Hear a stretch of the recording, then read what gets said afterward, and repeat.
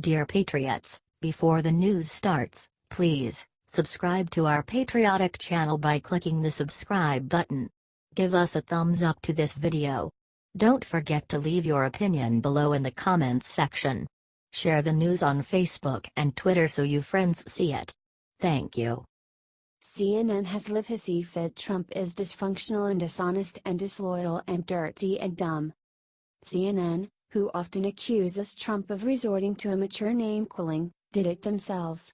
While commenting on the new book Fire and Fury, Inside the Trump White House, CNN commentator Paul Begala repeatedly called Trump dysfunctional and dishonest and disloyal and dirty and dumb like a little kid. Foreign leaders are watching this. Our adversaries around the world are looking at, I want my president to succeed. The North Koreans are evil, the Iranians are evil, we do have enemies in this world. And this will embolden our adversaries, and it will frighten our allies, started Begala. This has a huge effect on our lives, and it's not really about this person or that or this feud or that, it's about the president, he said. The reason the Trump White House looks dysfunctional and dishonest and disloyal and dirty and dumb is because the President of the United States is dysfunctional and dishonest and disloyal and dirty and dumb, and that's the conclusion that adversaries are going to take, and allies, and I think it does tremendous damage to the United States, he said. Are you sick of the mainstream media doing nothing but bash our president? Trump has done so much for our economy and they ignore it all.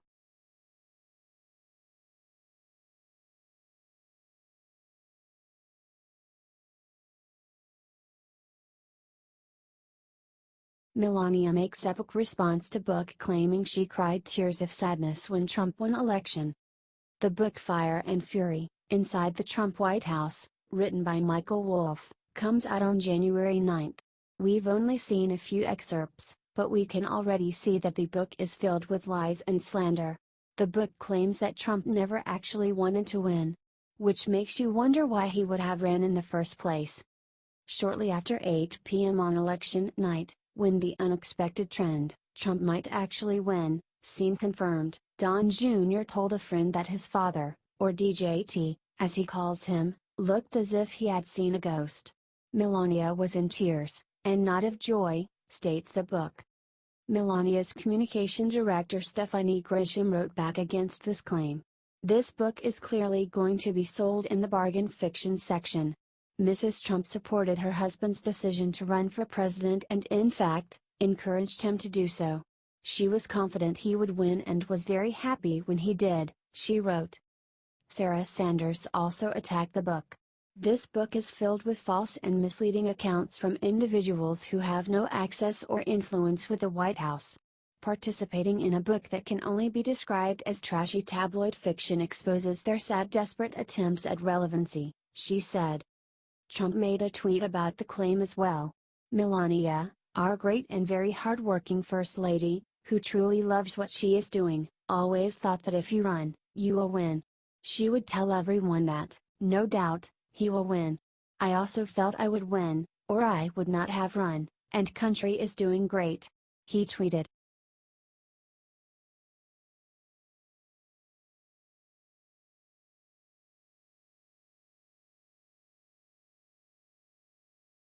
Stephen Colbert publicly admits he desperately wants to be the most dishonest media. Obnoxious late-night talk show host Stephen Colbert admitted that he wanted to win an award for being dishonest. This is in response to a tweet made by President Trump. I will be announcing the most dishonest and corrupt media awards of the year on Monday at 5 o'clock. Subjects will cover dishonesty and bad reporting in various categories from the fake news media. Stay tuned, tweeted Trump. Stephen Colbert would actually love the award, because trashing Trump has kept his show alive. He would be nothing without Trump and he knows it. So even being insulted by Trump would be a dream come true for him. Colbert purchased a For Your Consideration in Times Square. Nothing gives you more credibility than Donald Trump calling you a liar, and I of course don't want to get snubbed. I have placed a billboard in Times Square, and purchased a full-page ad on my Twitter feed with a For Your Consideration ad, said Colbert. At least he is admitting that he is a fake news station instead of pretending to be a comedian.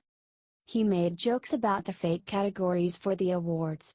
Least Barty, an Eric Trump Memorial Award for Disappointment, an outstanding achievement in parroting George Soros talking points.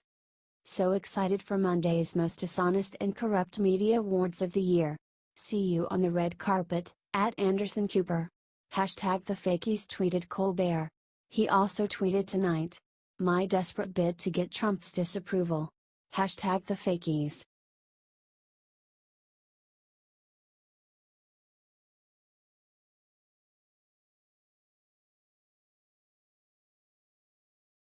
Robert Mueller gets hit with a huge lawsuit that could be the end of him.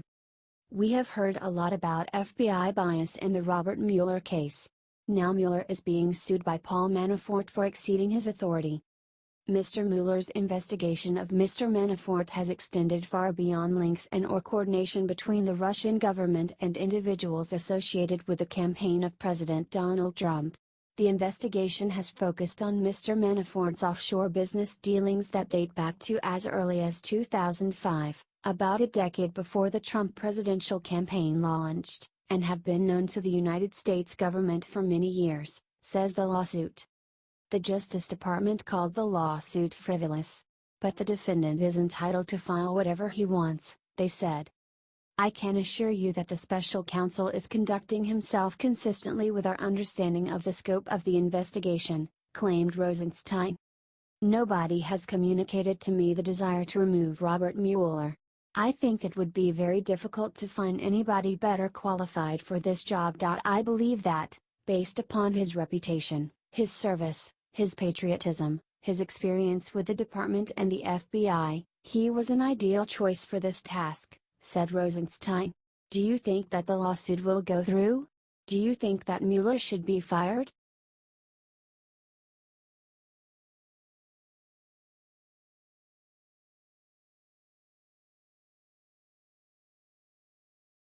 Midwestern city's new mayor just said our national anthem is an ode to slavery. Hatred against the United States, our national anthem, our flag and our military appears to be contagious.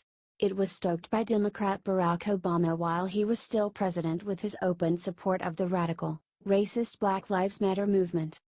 It then, of course, spread to extremist San Francisco 49ers quarterback Colin Kaepernick, who convinced dozens of other multimillionaire NFL players to spurn the national anthem, too. Now it has spread to the new mayor of the city of St. Paul in Minnesota. Minnesota has a long and surprising history of voting quirky candidates into office. They, after all, selected professional wrestler and Predator actor Jesse "The Body" Ventura to be their governor, and later Saturday Night Live comedian Al Franken to be one of their senators. Having not learned from their mistakes, they just chose a young and deeply unqualified extremist to run one of the Twin Cities. Far-left progressive Melvin Carter III was just sworn in as mayor, and he decided to make a speech talking about how the Star-Spangled Banner and America's founding fathers are racist. Said Mayor Carter, "We cannot ignore the painful reminder, written into our anthem's third verse, of just how deeply injustice is rooted in the American tradition. Our national freedom song is an ode to slavery."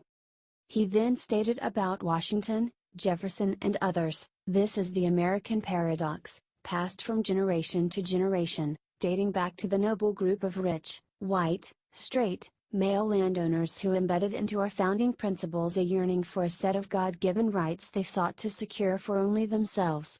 Do you think this America-hating radical needs to get booted from office?"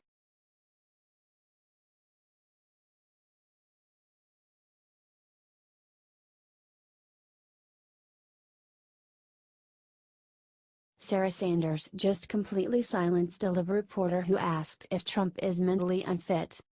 With the unfortunate help of former White House chief strategist Steve Bannon, reporter Michael Wolff put out a book titled Fire and Fury, Inside the Trump White House, filled with gossip and slander about President Donald Trump, his family members and his associates.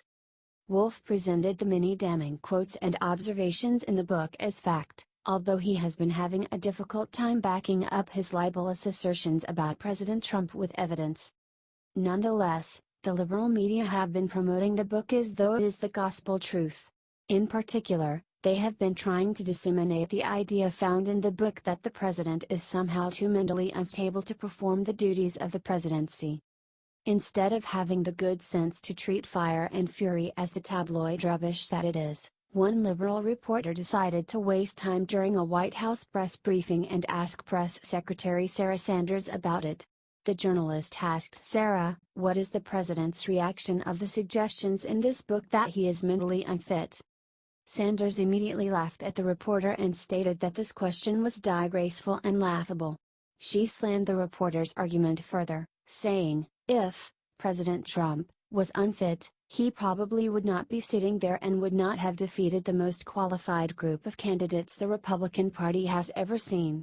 This is an incredibly strong and good leader. That is why we have had such a successful 2017 and why we are going to continue to do great things as we move forward in the administration."